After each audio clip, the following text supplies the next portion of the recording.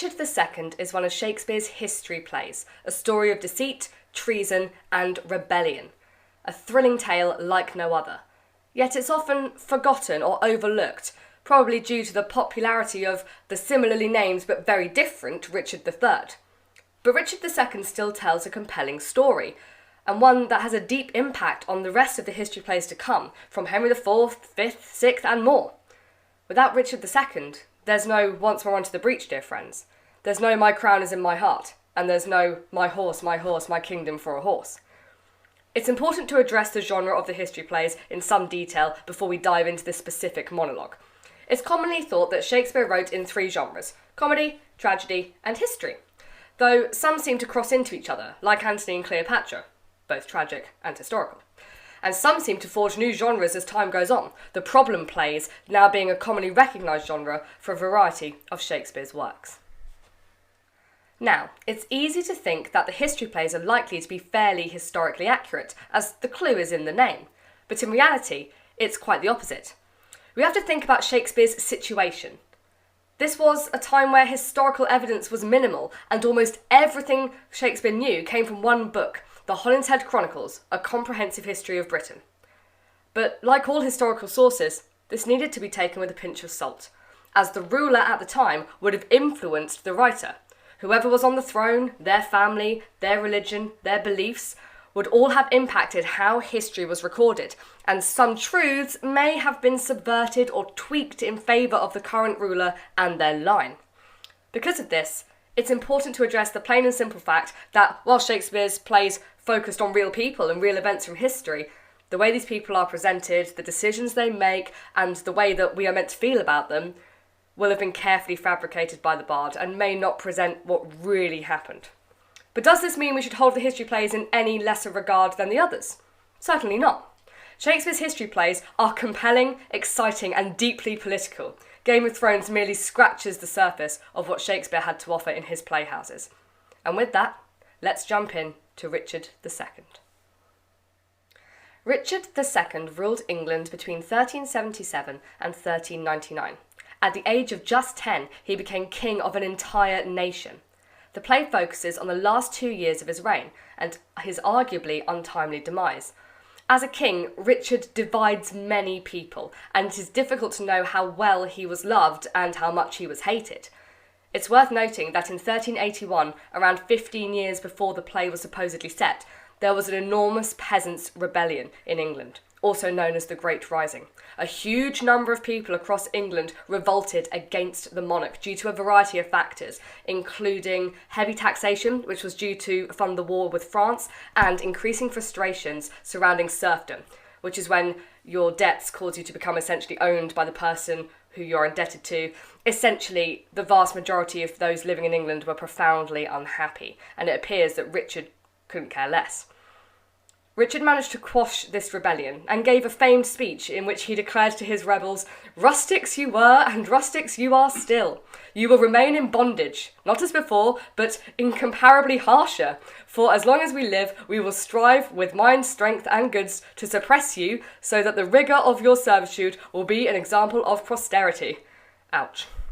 Arguably, his immaturity was left on full display here. As a 14-year-old boy who'd been entirely spoilt, he probably didn't have much insight into why this rebellion had even happened.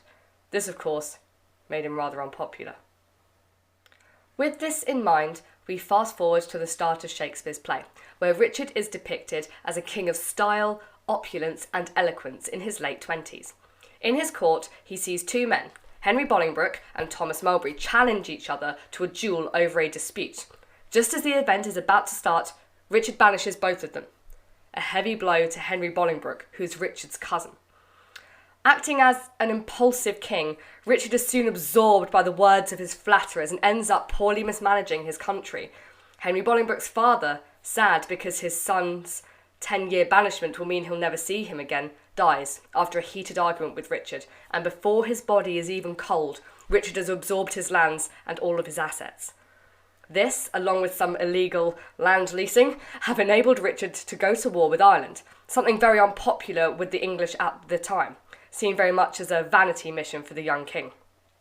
Whilst Richard is away, his nobles turn on him and call back Henry Bolingbroke, As the king's cousin, he also has a direct line to the throne. He illegally breaks his banishment and returns home to a huge amount of support. The people's views are clear. They want the soon-to-be Henry IV on the throne and Richard II off it. This monologue is from Act 3, Scene 2, and acts as a crucial turning point for Richard. Up to this point in the play, Shakespeare has painted Richard out to be a king of much style, but very little substance. He can wear the crown beautifully and can talk his way out of any situation, but he's incapable of ruling his land and has been constantly putting his own needs above those of his kingdom.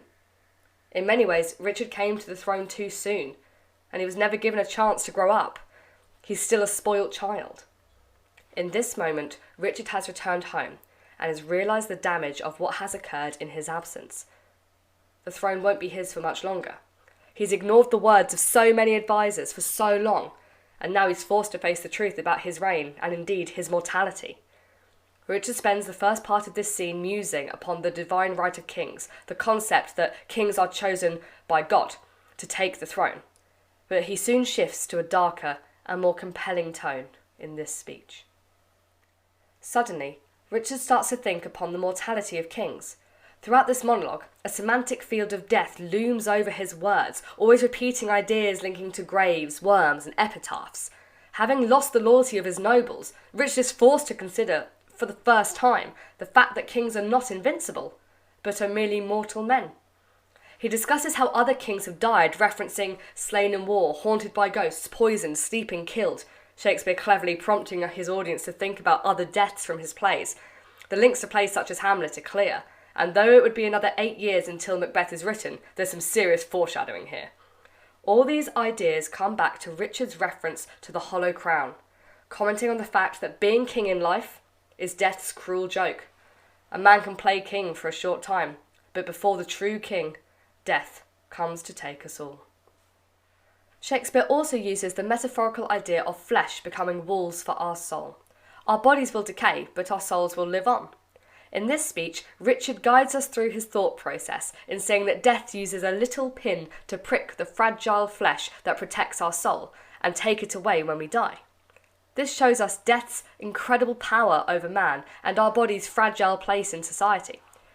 Richard is growing up fast, as this is a concept that's a huge knock for both his ego and his identity.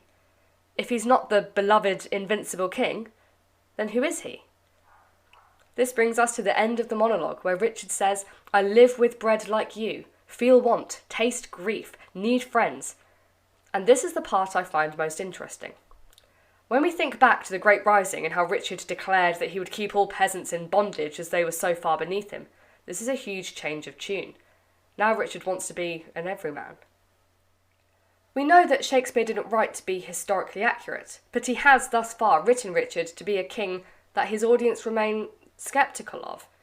We see his poor decision-making and believe that he is incapable of being a good king, and yet now Shakespeare challenges his audience to change their views, just as Richard is changing his. He challenges us to see Richard as just a man, like us, who in his time of need is left with nothing. Can we see him this way? Can we forget all that has been? Well, Shakespeare certainly wants us to, but ultimately you'll have to decide. He ends with a rhetorical question. How can you say to me, I am king? And with this close, Shakespeare reminds us of this true message. You are only powerful if those that you claim to have power over believe it. If we all stood up and refused to accept our leaders as powerful, the world would fall into disarray. Shakespeare often challenges us to think deeply about the world around us and the way that society has formed. And this is yet another genius question he subtly presses to his audience.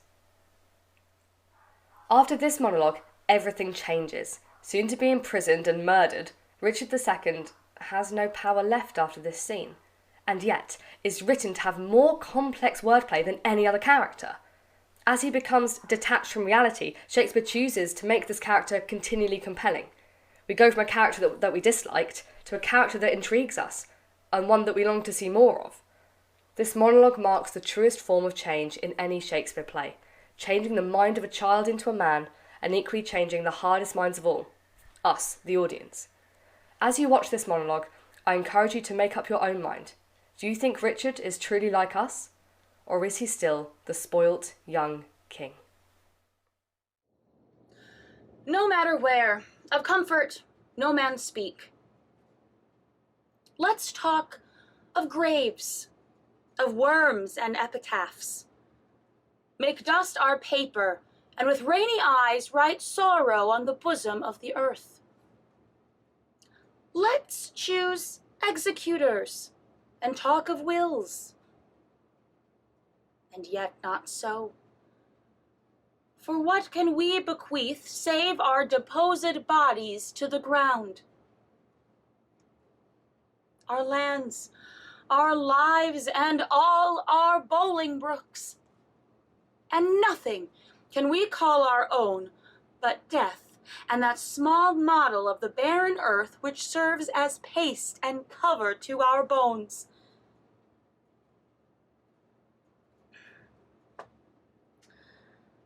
For God's sake, let's sit upon the ground and tell sad stories of the death of kings.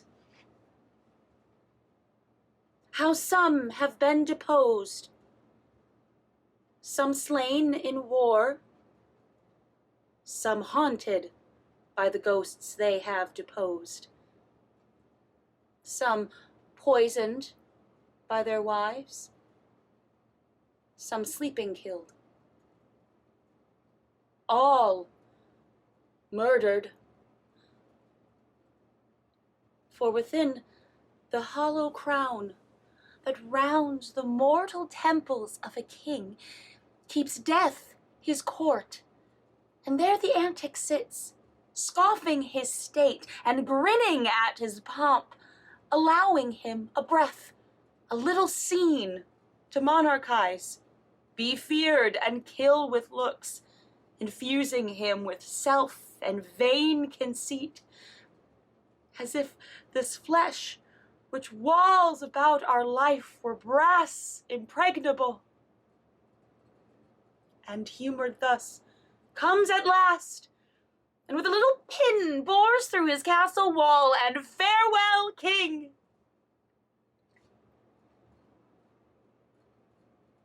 Cover your heads, and mock not flesh and blood with solemn reverence. Throw away respect, tradition, form, and ceremonious duty. For you have but mistook me all this while.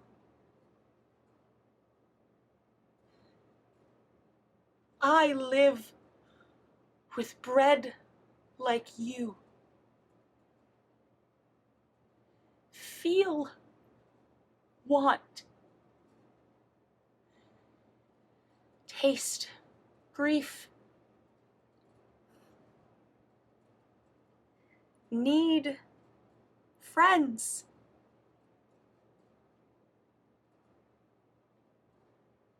Was subjected thus.